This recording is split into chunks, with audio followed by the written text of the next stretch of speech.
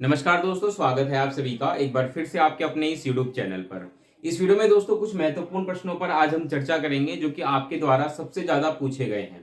वो प्रश्न क्या है, एक एक करके समझते हैं। सबसे पहला प्रश्न जो आपके द्वारा पूछा जा रहा है सबसे ज्यादा, वो ये है कि क्या प्रश्न चैलेंज करने पर सबका फायदा होगा। क्योंकि आप में से ऐसे बहुत सारे लोग हैं जो ये जरूर सोचते होंगे कि मान के चलिए अगर कोई क्वेश्चन आपको गलत दिख रहा है और आप सोच रहे हैं कि इसको मैं चैलेंज करूं या ना करूं, अगर क्या इसको कोई दूसरा व्यक्ति चैलेंज करता है तो क्या फायदा सिर्फ उसको मिलेगा या मुझे भी मिलेगा, है ना। तो इस पर हम बात करते हैं कि अगर कोई व्यक्ति किसी प्रश्न को चैलेंज करता है तो फायदा सिर्फ उसको मिलेगा या सभी को मिलेगा। इस पर डिटेल में बात करेंगे। साथ के साथ हम इन दो महत्वपूर्ण प्रश्नों पर भी चर्चा करेंगे कि किन परिस्थितियों में आपके मार्क्स बढ़ेंगे और किन परिस्थितियों में आपके मार्क्स घटेंगे।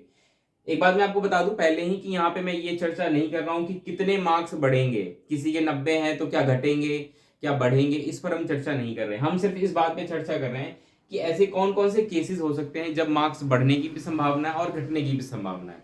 ठीक है, तो डिटेल में बात करेंगे। और वीडियो में आगे बढ़ने से पहले रिक्वेस्ट है, चैनल पर नए हैं तो सब्सक्राइब करिए, वीडियो को लाइक करिए और दोस्तों तक शेयर करिए। आइए एक एक करके बात करते हैं कि क्या प्रश्न चैलेंज करने पर फायदा सबका है या नहीं है। देखिए, जनरली क्या होता है कि कोर्ट केस में ऐसा होता है कि मान के चलिए किसी ने एग्जाम कराया और एग्जाम कराने के बाद रिजल्ट डिक्लेयर किया और आपको दिख रहा है कि रिजल्ट में कुछ गड़बड़ियां हैं, जैसे कि आंसर्स जो हैं वो कुछ गलत दे दिए गए हैं और आपने चैलेंज कर दिया उसको, लेकिन जो बोर्ड है जो एग्जाम कंडक्ट करा रही है उसने उसको रिजेक्ट कर दिया।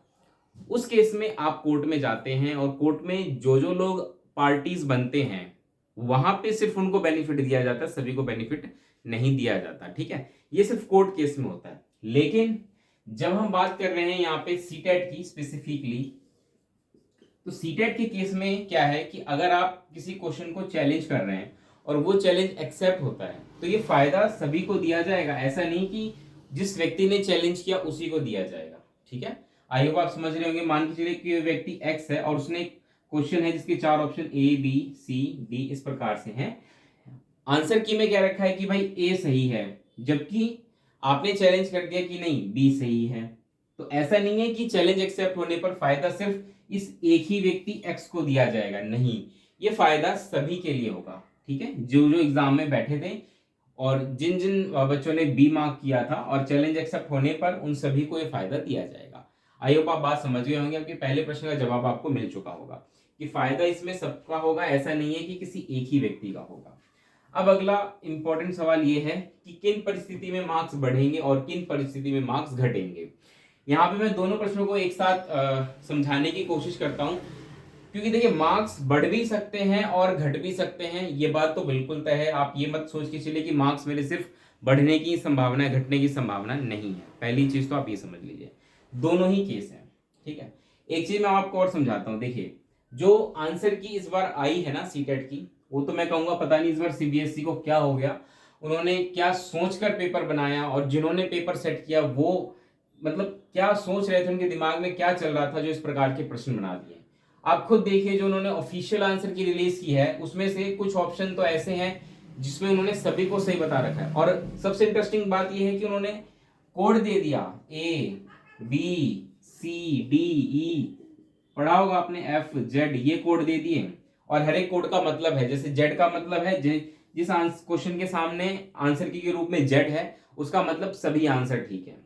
तो कहने का मतलब ये है कि सीबीएसई ने कम से कम 4 से 5 क्वेश्चन, मैं कहूंगा क्योंकि सेट वाइज ये डिफरेंस हो सकता है, 3 से 5 क्वेश्चन मैं कहूंगा क्या है कि खुद से ही गलत दिए हैं। खुद को पहले मान लिया इन्होंने कि भाई ये क्वेश्चन हमारे द्वारा गलत की गई है और पहले इन्होंने आंसर की में इस चीज को एक्सेप्ट करते हुए एक से ज्यादा ऑप्शंस को ठीक माना। जैसे कि एक प्रश्न जेड है जो कि मेनली नंबर से रिलेटेड है, एक मैथ का क्वेश्चन था, पेपर 1 की मैं बात कर रहा हूँ, जिसमें कि होल नंबर, इंटीजर्स, रेशनल और इरेशनल नंबर के ऊपर क्वेश्चन था। उसमें वो चारों ही ऑप्शन ठीक है और इन्होंने पता नहीं क्या सोच कर ये क्वेश्चन सेट किया, इसमें चारों ही क्वेश्चन आपको ऑप्शन ठीक दे दिए।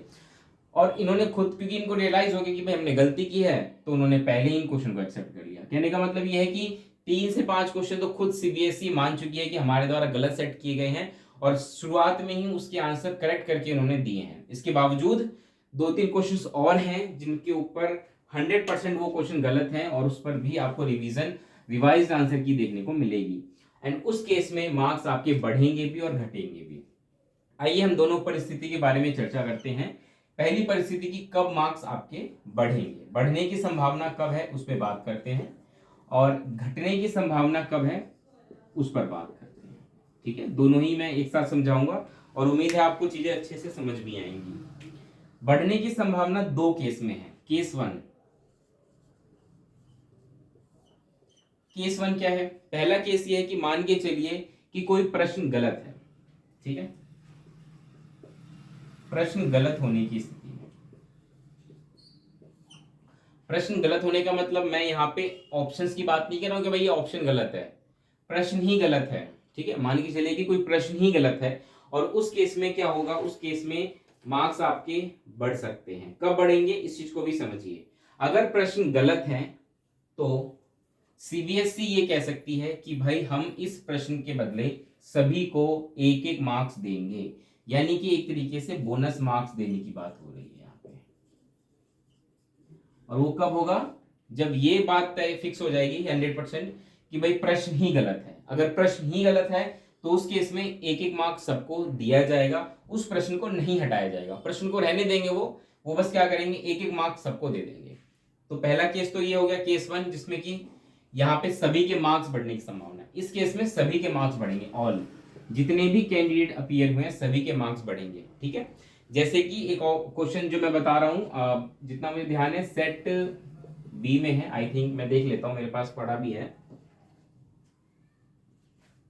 मेरे पास है ये सेट बी है पेपर वन का, जिसमें कि क्वेश्चन नंबर 52। अगर आप इसको देखेंगे ना तो एक्चुअल में क्या है कि ये क्वेश्चन इन्होंने गलत सेट किया है। ठीक है, मतलब क्वेश्चन के सारे ऑप्शन ठीक दे दिए, क्वेश्चन पूछा भी ठीक है लेकिन ऑप्शंस भी सारे ठीक दे दिए।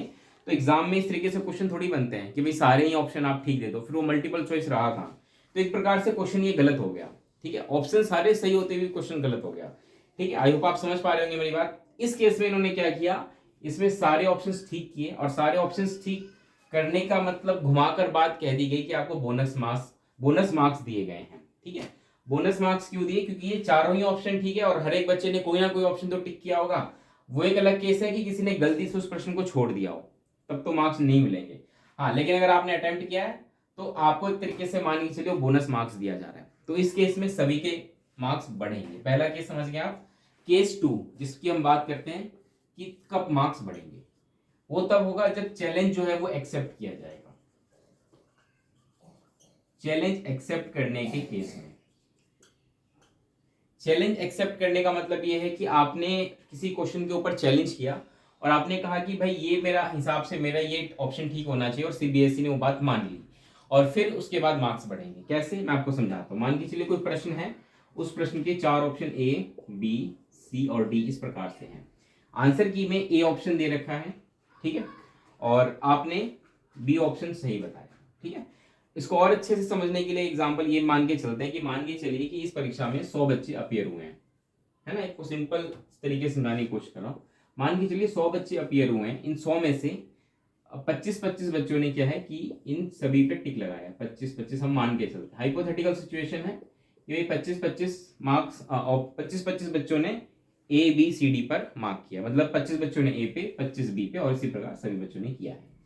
अब आंसर की में क्या है कि मान के चलिए ए ऑप्शन ठीक बताया गया आंसर की में कि भाई ए ऑप्शन ठीक है। तो इस केस में क्या होगा, ये जो 25 बच्चे हैं, क्योंकि इन्होंने ए ठीक किया तो इनके तो मार्क्स वैसे ही मिल ही रहे हैं, लेकिन ये बोनस मार्क्स नहीं है क्योंकि इन्होंने ए किया तो इसलिए उनको मिल रहे हैं। अब मान के चलिए आपने चैलेंज कर दिया कि नहीं भाई बी ठीक होना चाहिए, और वो चैलेंज एक्सेप्ट हो जाता है। तो इस केस में क्या होगा, इन 25 बच्चों के मार्क्स तो घटेंगे लेकिन इन 25 बच्चों के मार्क्स बढ़ेंगे, इन दोनों पर कोई फर्क नहीं पड़ेगा। ठीक है, तो आपने देखा यहाँ पे इस केस में मार्क्स बढ़ रहे हैं, चैलेंज एक्सेप्ट किया गया है, और चैलेंज एक्सेप्ट करने पर जिन जिन बच्चों ने उस ऑप्शन को ठीक किया था, जिनके वो जो चैलेंज किया गया ऑप्शन है वो एक्सेप्ट हो रहा है, मतलब बी आपने कहा कि भाई बी ठीक है और बी को ही एक्सेप्ट कर लिया गया है, तो इस केस में जिन बच्चों ने बी को मार्क्स किया था उसमें उन बच्चों के मार्क्स बढ़ जाएंगे, बाकी बच्चों के मार्क्स नहीं बढ़ेंगे। सी डी वालों के नहीं बढ़ेंगे लेकिन हाँ ए वालों के घटेंगे। ठीक है, आई होप आप समझ गए होंगे। चलिए अब हम आते हैं घटेंगे कब। ऐसे ही सेम इन्हीं दो सिचुएशन में मार्क्स घटेंगे भी, जैसे कि मैं समझाता हूं फिर से। केस वन, केस 1 ये कि प्रश्न गलत हो जाए। अब प्रश्न होने पर गलत होने पर कैसे मार्क्स घटेंगे? प्रश्न होने गलत होने पर तब मार्क्स घटेंगे जब सीबीएसई ये डिसीजन लेती है कि भाई मैं इस प्रश्न को ही रिमूव कर रही हूँ, इस क्वेश्चन को ही हटा रही हूँ, ठीक है, यानी कि मैं वो काउंट ही नहीं कर रही हूँ, इवैल्यूएट ही नहीं कर रही हूँ। तो उस केस में क्या होगा? उस केस में आपके सभी के एक एक क्वेश्चन कम हो जाएंगे, ठीक है, आपको बोनस मार्क्स नहीं दिए जाएंगे, आपके बल्कि मार्क्स घट जाएंगे, ध्यान रखिएगा। लेकिन वहां पर फिर क्या होगा? इससे आपको कोई नुकसान नहीं हो रहा है कि आप सोचे मुझे नुकसान हो रहा है। ऐसे केस में जो क्वालिफाइंग मार्क्स वाला क्राइटेरिया होता है 55% और 60%, ठीक है, उसमें भी चेंज आता है, वो भी उसी हिसाब से घटेगा। तो वहां पे आपको कोई नुकसान नहीं हो रहा है, लेकिन हाँ मार्क्स आपके घटेंगे, इस चीज को ध्यान रखिए। पहला केस आप समझ गए। केस 2 की हम बात कर लेते हैं, कब मार्क्स घटेंगे। फिर से वही, चैलेंज अगर एक्सेप्ट होता है तो, और चैलेंज एक्सेप्ट होने के केस में कब मार्क्स बढ़ेंगे, इसी को देखकर समझ लीजिए। वही वाला एग्जांपल कि अगर आप आंसर की में मान के चलिए ए ऑप्शन दे रखा है और आपने चैलेंज करके उसको बी की जगह आप सी ले लेते हैं कि सी आपने क्लेम कर दिया कि सी ठीक होना चाहिए, और चैलेंज एक्सेप्ट हो गया कि हाँ भाई सी ही ठीक है, तो उस केस में क्या होगा? बी और डी वालों को तो कोई फर्क नहीं पड़ेगा, उनके मार्क्स तो अभी भी नहीं बढ़ने ना घटने हैं। लेकिन इस केस में सी वालों के तो मार्क्स बढ़ेंगे लेकिन ए वालों के मार्क्स घटेंगे। आई होप आप समझ गए होंगे। तो ये कुछ सिचुएशन है जिसमें मार्क्स बढ़ने और घटने की संभावना है, और इस पर मैंने डिटेल में आपको चर्चा करके समझा दी है। अब आप ये सोचिए कि आपको ऐसे कौन कौन किन किन प्रश्नों में लगता है कि मार्क्स बढ़ सकते हैं या घट सकते हैं। मैं आपको एक बात क्लियर कर देता हूं, ज्यादा आप सोचने की जरूरत नहीं है, इतना ज्यादा प्रेशर मत बनाइए अपने दिमाग पे कि आपका दिमाग ही फट जाए, ठीक है। चीजें इतना कॉम्प्लिकेट मत करिए, चीजें जितनी आसान हो उतना बेहतर होता है, आपके लिए भी, हमारे लिए भी, सबके लिए। आप बस इतना समझ लीजिए कि 2 से 3 नंबर का अंतर होगा, ठीक है। ये 2 से 3 नंबर एक तरीके से आउटर लेयर कह लीजिए, जो आपको प्रोटेक्ट करेगी या आपको मुसीबत में भी डाल सकती है। ये 2 से 3 नंबर है, ठीक है। तो आप में से ऐसे बहुत सारे लोग होते हैं जो ये कहते हैं कि सर मेरे 80 नंबर हैं या 81 नंबर हैं, मुझे 90 नंबर चाहिए, क्या मेरा सीटेट क्लियर होगा? तो मैं खुद ऐसे बच्चों को डायरेक्ट ये कहने से हिचकिचा जाता हूँ, मतलब मैं बोल नहीं पाता कि आपका सीटेट क्लियर नहीं होगा। लेकिन आप इस बात को ये बस समझ लीजिए कि जिनके 80 नंबर है 90 चाहिए, तो इस 10 नंबर का मार्जिन कभी भी कवर आपका नहीं हो पाएगा फाइनल आंसर की आने के बाद भी। तो इसीलिए आप सभी को ये सलाह मैं शुरू से देता आ रहा हूँ कि जिनका डिफरेंस इतना ज्यादा है वो अपना नेक्स्ट सीटेट की तैयारी में लग जाए, ठीक है। ये मत सोचिए कि भाई नेक्स्ट टाइम भी ये हो जाएगा वो हो जाएगा, कुछ नहीं होगा, ऐसा दिमाग में मत लेकर आइए, पॉजिटिव रहने की कोशिश करिए।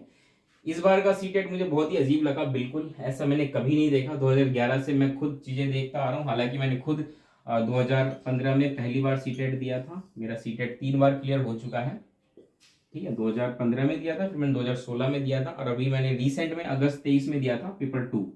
2 बार मैं पेपर 1 दे चुका हूँ, एक बार पेपर 2 दिया है मैंने, तो मेरा क्लियर हो चुका है 3 बार, ठीक है। तो मैं आपको डेफिनेटली बात कहता हूँ कि आप ना कंसिस्टेंसी बना के रखिए। एक बार नहीं हो रहा, ज्यादा नहीं सोचना, नेक्स्ट में लग जाना है आपको, ठीक है। जो ज्यादा सोचते हैं एक तरीके से वो खुद को धोखा दे रहे हैं। तो कंसिस्टेंसी बनी रहनी चाहिए आपको, ये ना एक तरीके से कह लीजिए आपकी लाइफ का पार्ट है। कभी भी चीजें आपके हिसाब से नहीं चलेंगी, आप सोचेंगे कि भाई इस बार मैं दे रहा हूँ मेरा सीटेट आराम से क्लियर हो जाएगा, ऐसा आपने सोचा है, ऐसा होता नहीं है। 10 तरह की चीजें होती हैं, 10 तरह की परेशानियां आपके सामने आती हैं, आपको हर परिस्थिति के लिए तैयार होकर रहना पड़ता है, ठीक है। तो इसी के साथ वीडियो समाप्त करते हैं। खामखा ज्यादा मैं आपको लंबा लेक्चर नहीं देने की कोशिश करूंगा, मैं तो अपना मेन आपको 3 प्रश्नों पर चर्चा करना चाहता था, और उम्मीद है कि आप समझ पाए होंगे इन 3 प्रश्नों पर। हालांकि कुछ बच्चे ये कह रहे हैं कि सर आप थोड़ा सा आंसर की को लेकर बताइए, क्योंकि ये ना लोगों के बहुत सारे डाउट आ रहे हैं मेरे पास, और देखिए उन बेचारों की भी कोई गलती नहीं है, क्योंकि ये सीटेट अपने आप में मैं कहूँगा ऐतिहासिक रहने वाला है, ठीक है। इतिहास में जब भी सीटेट पढ़ाया जाएगा या फ्यूचर में जब भी सीटेट पढ़ाया जाएगा, तो जब सीटेट की हिस्ट्री की बात की जाएगी ना, तो ये सीटेट सबसे अलग माना जाएगा, ठीक है। खैर इस बारे में कभी और डिटेल में चर्चा करेंगे। उम्मीद करता हूँ वीडियो पसंद आई होगी, कैसी आई हो बताइएगा, कैसी लगी बताइएगा, लाइक करिएगा, शेयर करिएगा अपने दोस्तों तक, और चैनल पर नए हैं तो सब्सक्राइब कर दीजिए। और किसी तरह कोई डाउट है तो कमेंट सेक्शन आपके लिए खुला ही है, मैं रिप्लाई देता रहता हूँ। मिलते हैं दोस्तों अगले वीडियो में, तब तक के लिए नमस्कार, धन्यवाद।